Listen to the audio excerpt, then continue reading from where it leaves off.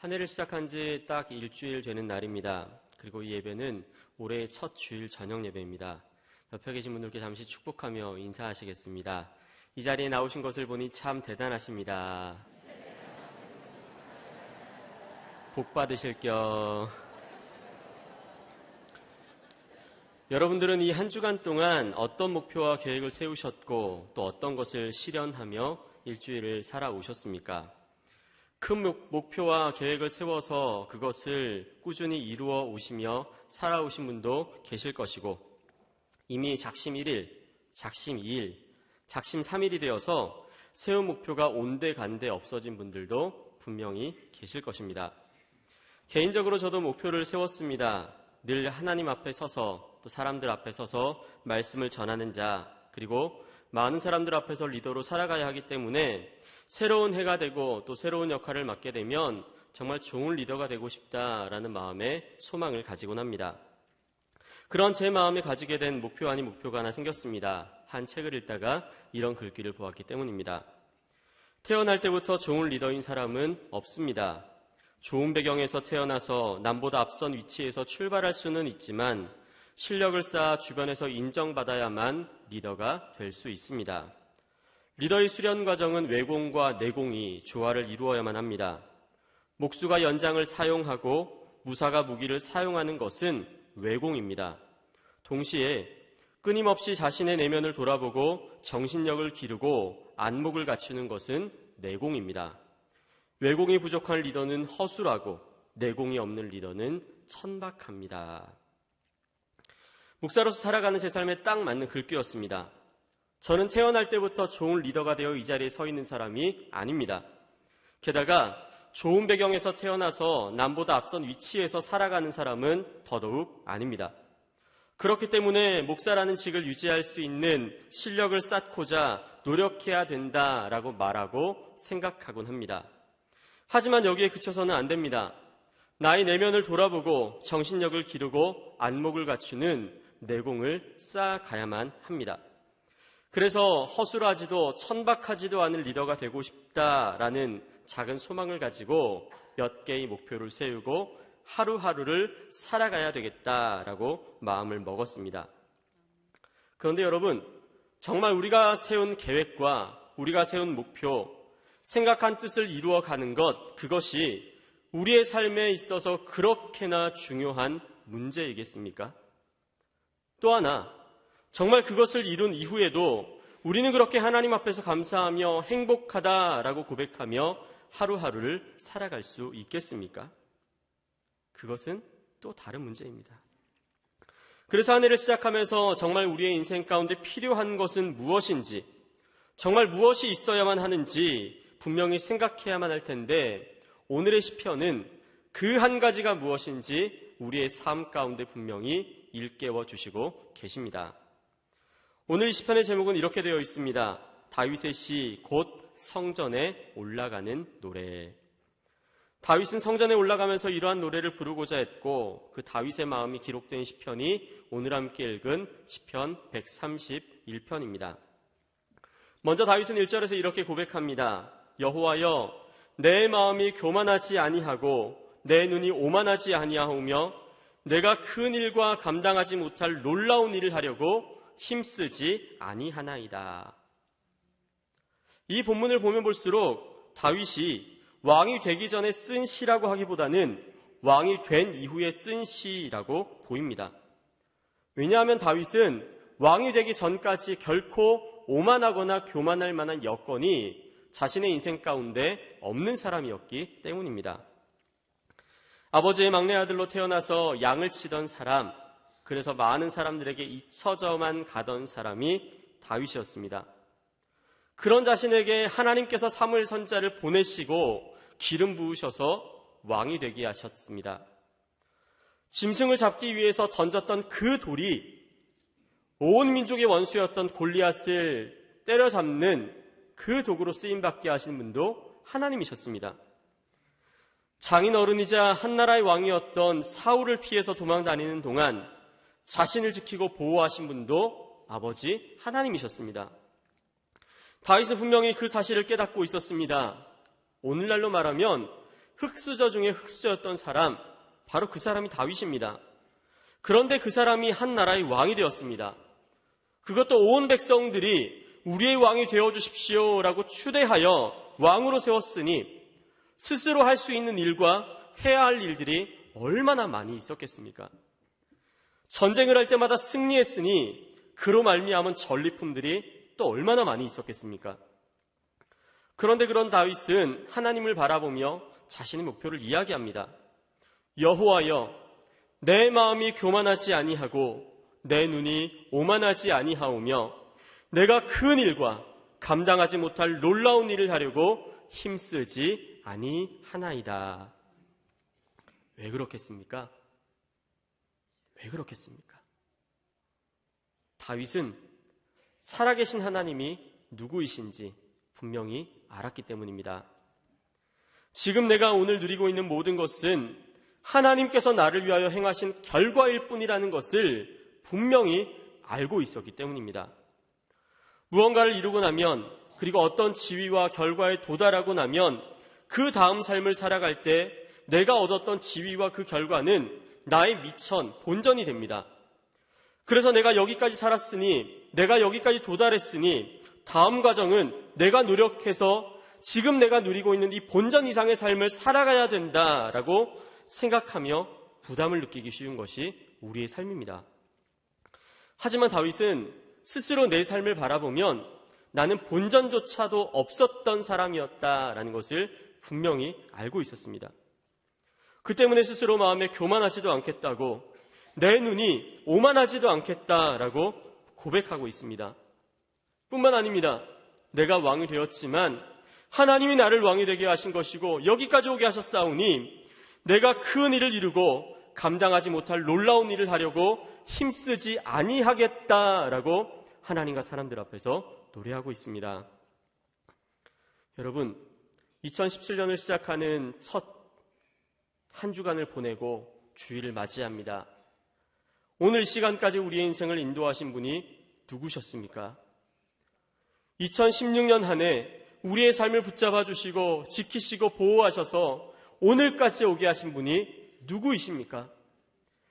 내 생에 정말 본전조차 없었던 죄인된 우리의 인생 가운데 구원의 은혜를 베풀어 주시고 오늘 여기까지 인도하신 분이 하나님이심을 여러분은 믿음으로 고백하시고 계십니까? 그 사실을 분명히 기억하며 살아가는 믿음의 사람들이 되시기를 간절히 바랍니다. 이어지는 본문에서 다윗은 하나님을 향해 이렇게 고백합니다. 실로 내가 내 영혼으로 고요하고 평온하게 하기를 젖된 아이가 그의 어머니 품에 있음 같게 하였나니 내 영혼이 젖된 아이와 같도다. 다윗은 우리가 잘 알고 있는 것처럼 지금 어린아이가 아닙니다. 이미 한 나라의 왕이 되어서 국사를 돌보는 사람, 수많은 전쟁을 이끌어가는 위대한 왕으로서 살아가고 있습니다. 그런데 그런 자기 자신을 젖된 아이라고 표현하고 있습니다. 많은 일들이 있어서 얼마나 분주하고 바쁘겠습니까? 그럼에도 불구하고 스스로 내 영혼으로 고요하고 평온하게 하겠다라고 고백합니다. 여러분, 젖된 아이를 최근에 언제 보셨습니까? 젖된 아이. 그것은 곧 다 먹고 배부른 미소를 지니고 있는 아이, 혹은 다 먹고 나서 새근새근 잠자고 있는 아이와도 같습니다. 키우시다 보면 유독 젖병에 있는 분유를 싫어하는 아이들이 있습니다. 젖병으로 분유를 먹는 것을 싫어하니 그 아이들은 자다가 꼭 깨기 마련입니다. 1시가 되고 2시가 되고 한 3시쯤 되면 꼭 깨서 울기 시작합니다. 아주 그냥 떼를 쓰고 떼를 씁니다. 나 배고파요, 먹여주세요 하고 울부짖습니다.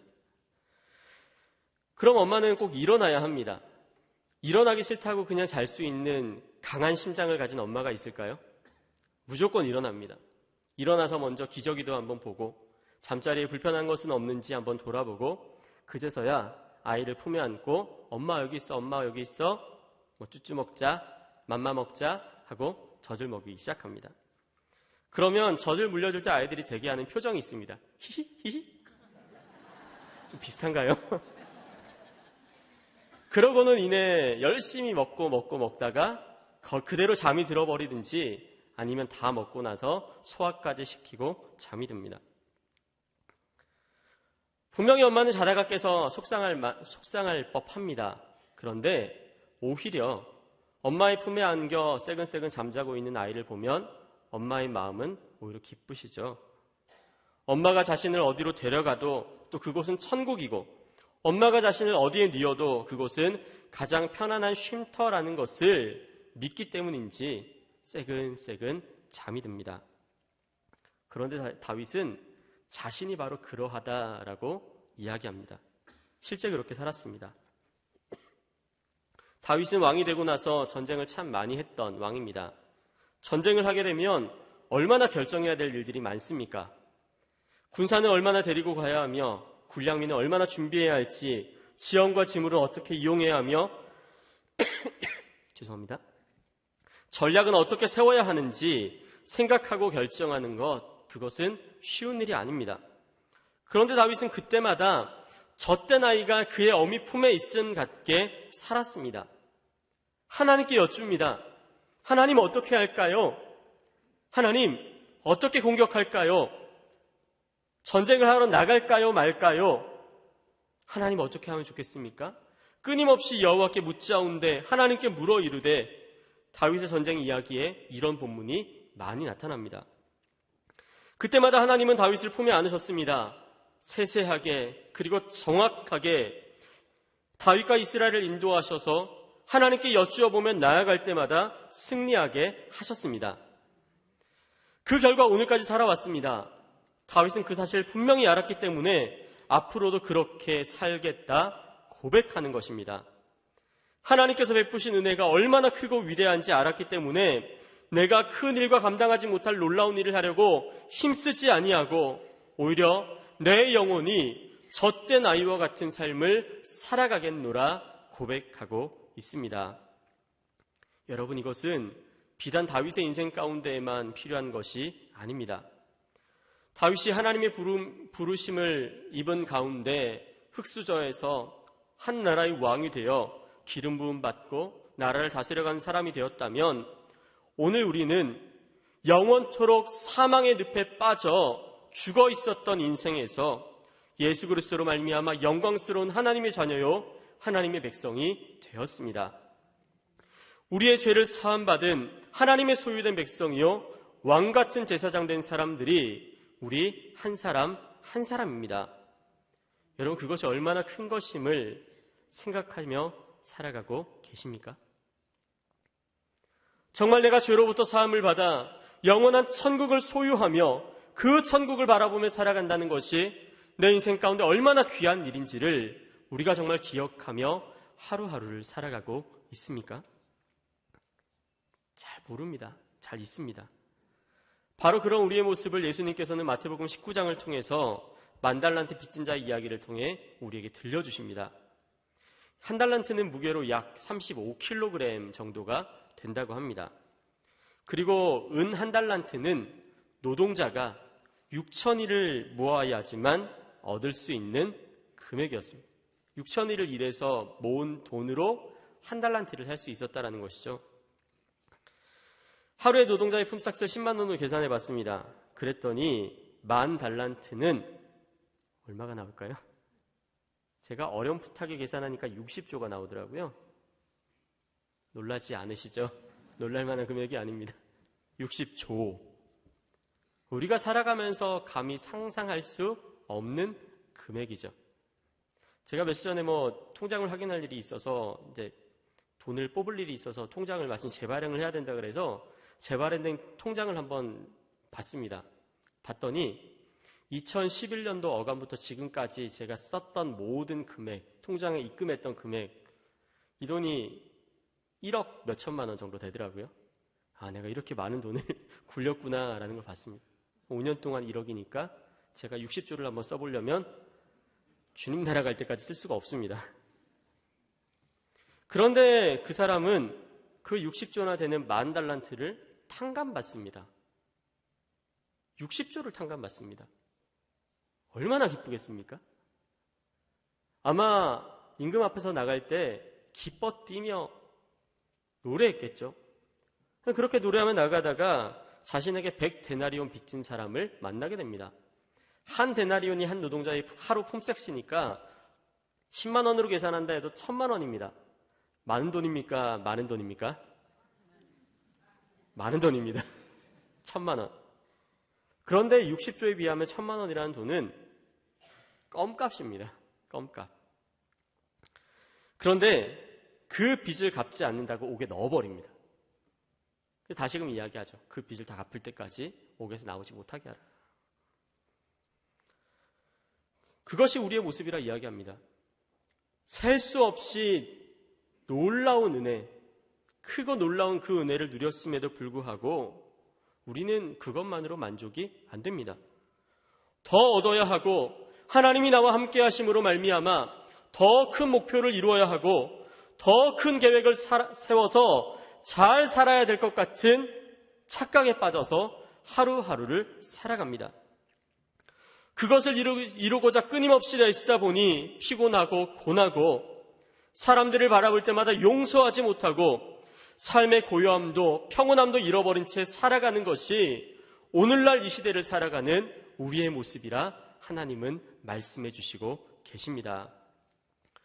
그런 우리의 삶의 날마다 기억해야 할 것이 있습니다. 그것은 살아계신 하나님, 우리의 죄를 용서하시고 우리를 구원하신 하나님, 우리를 영원까지 인도하실 그 하나님께서 우리의 아버지가 되어주신다라는 것입니다. 그 아버지 하나님은 우리보다 우리를 더 잘 아시는 분이십니다. 우리의 모든 필요를 채우시는 분이십니다. 우리가 갈 바를 아시고 인도하시는 분이십니다. 우리의 큰 죄를 용서하신 분이 뭐가 모자라서 우리의 삶을 인도하시지 못하시며 저 영원한 천국을 소유하신 하나님께서 무엇이 부족해서 우리를 바라보시며 더 많이 애쓰고 더 많이 노력해서 많은 것을 얻으며 기뻐하라 말씀하시겠습니까? 때로는 부족하고 연약할 수 있습니다. 하지만 사랑받지 못할 사람은 아무도 없고 하나님의 긍휼 안에 거하지 못할 사람은 아무도 없습니다. 큰 일을 이룬다 하더라도 이루지 못한다 하더라도 우리가 하나님의 사랑 안에 있음은 그 누구도 부인할 수 없는 진리입니다. 그렇게 우리를 사랑하시는 분이 우리 아버지 하나님이심을 잊어서는 안 됩니다. 그럴 때 우리는 다윗과 같이 고백할 수 있습니다. 여호와여, 내 마음이 교만하지 아니하고 내 눈이 오만하지 아니하오며 내가 큰 일과 감당하지 못할 놀라운 일을 하려고 힘쓰지 아니하나이다. 실로 내가 내 영혼으로 고요하고 평온하게 하기를 젖된 아이가 그의 어머니 품에 있음 같게 하였나니 내 영혼이 젖된 아이와 같도다. 아멘. 그렇다면 어미 품에 거하는 아이처럼 하나님의 품에 거한다는 것, 그것은 어떻게 가능하겠습니까? 어떻게 해야 우리가 하나님의 품 안에 거할 수 있겠습니까? 그것은 진리 되시는 하나님, 영원한 생명 되시는 그 하나님의 말씀 안에 거하는 것입니다.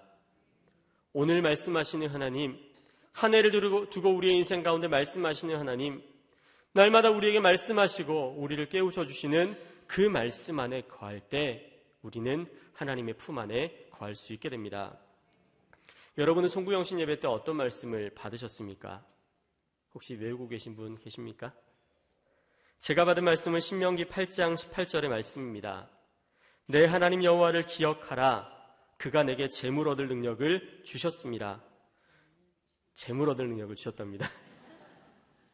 이같이 하심은 내 조상들에게 맹세하신 언약을 오늘과 같이 이루려 하심이니라. 제가 아멘으로 받았습니다. 이 말씀을 받고 얼마나 감사했는지 모릅니다. 단지 그 재물 얻을 능력 때문만은 아닙니다. 이 말씀은 저에게 너무 큰 의미가 있는 말씀입니다. 제가 상당교회 부임하기 전에 한 달 반 동안 임직가 없이 이 교회 저 교회를 다니던 중에 하루는 4살 된 작은 아이와 함께 한 교회 예배를 갔습니다. 제 아내와 작은 아이는 작은 아이가 수족구에 걸린 바람에 없었고 제가 큰 아이를 데리고 혼자 유아실에 앉아서 예배를 드렸습니다. 근데 그때 한 목사님을 통해서 증거된 말씀이 신명기 8장 말씀이었습니다. 우리의 인생 가운데 중요한 것은 말씀의 양식이고 그 말씀 안에 거할 때 하나님은 우리를 인도하신다라는 광야에서 지키시고 보호하신 하나님의 역사가 그 말씀에 담겨 있더라고요.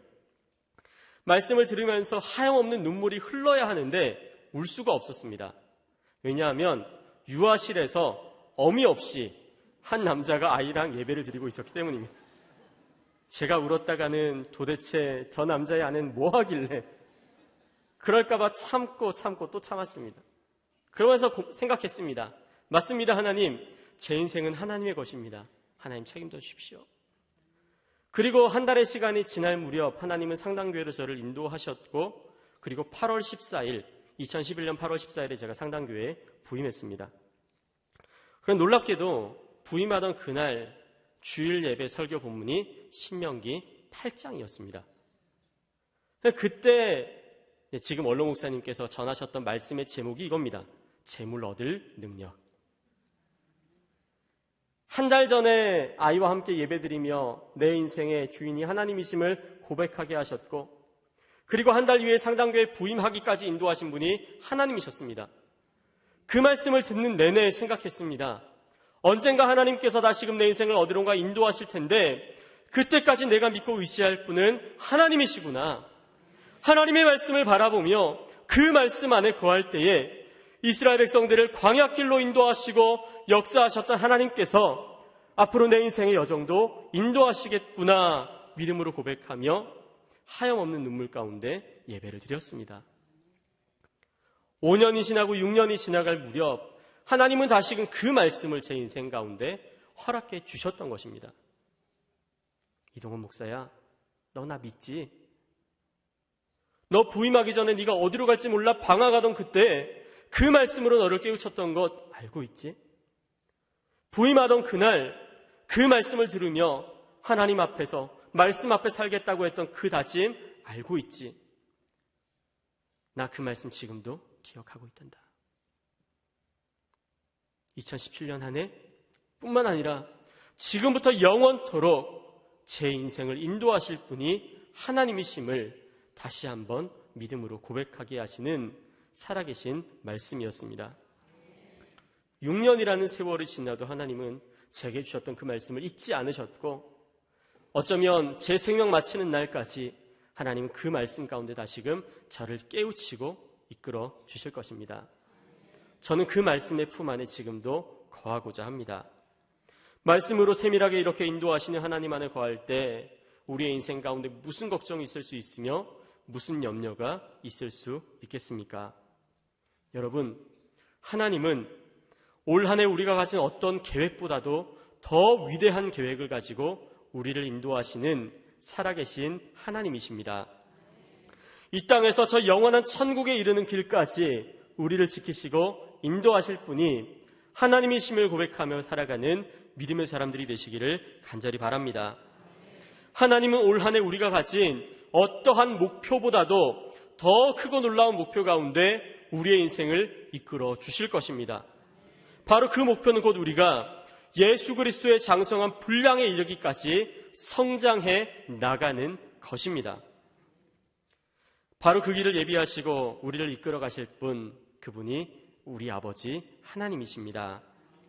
그렇다면 여러분, 올 한 해 어떤 목표와 계획을 가지시고 하루하루를 살아가시겠습니까? 단지 어린아이처럼 정말 그 젖된 아이가 어미 품에서 만족을 얻는 것처럼 하나님의 품에 안겨 하나님의 말씀 안에 살겠다라는 그 계획과 목표만으로도 때로는 충분하지 않겠습니까? 바라기는 올 한 해 우리 모두가 하나님을 기뻐하는 삶, 하나님 한 분만으로 만족하는 삶을 살아가는 믿음의 사람들이 되시기를 간절히 바랍니다. 이 시간 저를 따라 한번 선포해 보겠습니다. 각자의 이름을 넣어서 외치겠습니다. 동원아 하시면 안 됩니다. 동원아, 지금부터 영원까지 여호와를 바랄지어다. 동원아, 지금부터 영원까지 여호와를 바랄지어다. 아멘.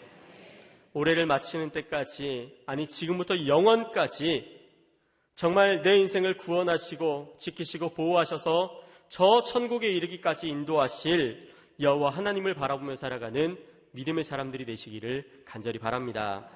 하나님은 그런 우리를 지금부터 영원까지 그 크신 사랑으로 인도하실 것입니다. 기도하겠습니다.